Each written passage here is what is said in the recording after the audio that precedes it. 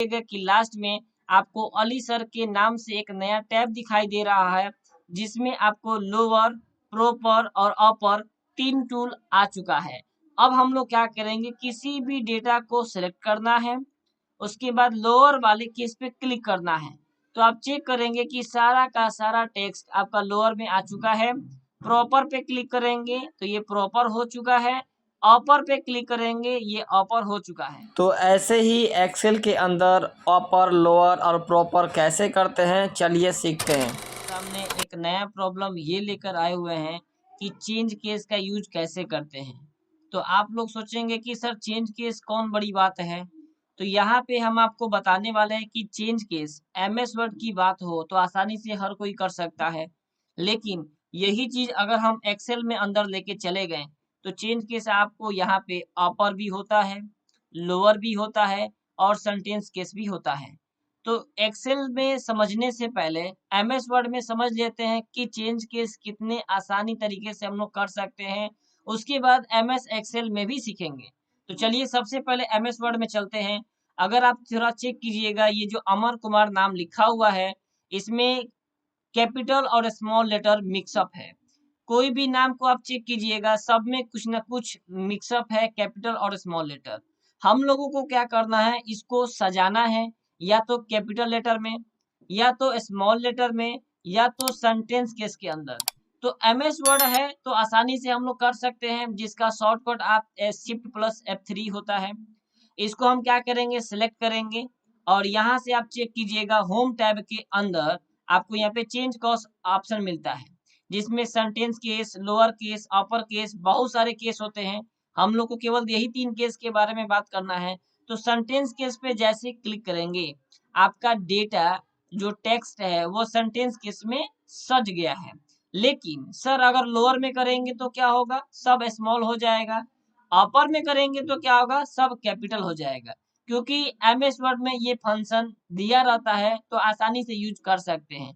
लेकिन यही चीज अगर हम एक्सेल में लेके आते हैं तो वहां पे प्रॉब्लम हो जाता है। जैसे कि आप देख रहे हैं, यहाँ पे आप देखिएगा कि जो ये आपका टेक्स्ट है ये भी मिक्सअप है, और यहाँ पे कहीं भी आपको चेंज केस फंक्शन नहीं दिया गया है। यानी कि आप एक्सेल के अंदर चेंज केस कर तो सकते हैं, लेकिन उसके लिए आपको एक एक करके फॉर्मूला लगाना होगा। अपर, लोअर और प्रॉपर का फॉर्मूला लगा के यूज करना होगा। जैसे आपके सामने हम एक फंक्शन का यूज करके दिखा दे रहे हैं। यहाँ पे मैंने सेलेक्ट किया, लिखा यहाँ पर अपर, और टेक्स्ट बोलेगा तो ये टेक्स्ट ले लिए, और उसके बाद हम इंटर कर देंगे। तो आप चेक कीजिएगा सारा का सारा टेक्स्ट अपर केस में आ चुका है। लेकिन मेरा कंडीशन ये है कि जो आप टेक्स्ट को अपर केस में किए हैं वो आप अलग सेल में किए हैं। हमको इसी सेल के अंदर आपको अपर केस में करना हो, चाहे लोअर केस में करना हो, चाहे सेंटेंस केस में करना हो, इसी सेल के अंदर होना चाहिए।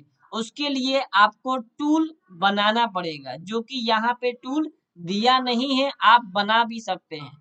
जैसे सबसे पहले आपको एक वीबीए कोड डालना होगा, जिसके मदद से आप एक टूल बना सकते हैं अपर का, लोअर का और सेंटेंस केस का। तो कैसे हम लोग वीबीए कोड को ऐड करते हैं, चलिए सीखते हैं। और ये वीबीए कोड आप हमारे वीडियो के डिस्क्रिप्शन से डाउनलोड कर सकते हैं और यूज कर सकते हैं। तो चलिए हम आपके सामने यहाँ पे शीट 2 पे राइट क्लिक करते हैं, यहाँ पे व्यू कोड में जाते हैं, और यहाँ पे आने के बाद आपको आना होगा इंसर्ट में, और यहाँ से आपको चूज करना है मॉड्यूले। मॉड्यूले लेने के बाद आपका जो टेक्स्ट है या जो आपका कोड है उसको यहाँ पे पेस्ट करना होगा। उसी कोड को यहाँ पे पेस्ट कर देना है। पेस्ट करने के बाद आपको यहाँ पे रन पे क्लिक कर देना है। बस आपका काम हो गया।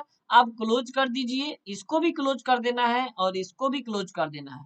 अभी हमने केवल वीबीए कोड डाला है।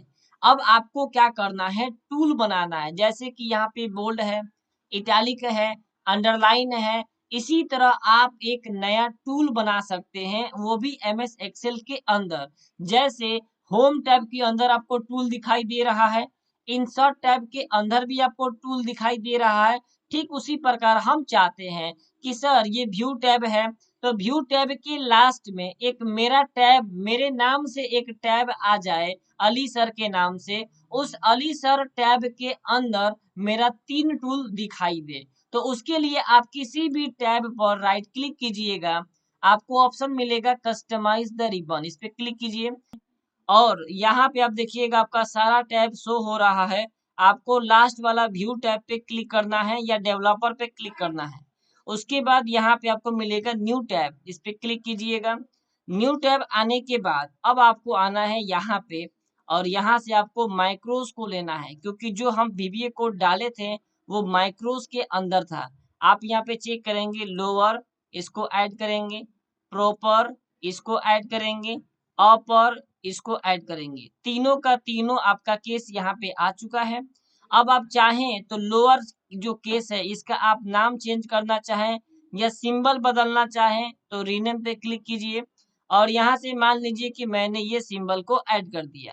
तो अभी आप चेक कीजिएगा सिंबल भी ऐड हो रहा है। तो ऐसे हम जो मन करे वो आप सिंबल यहाँ लगा दीजिए। हम समझने के लिए हम कोई भी सिंबल यहाँ पे सेट कर दे रहे हैं ताकि अच्छा लगेगा।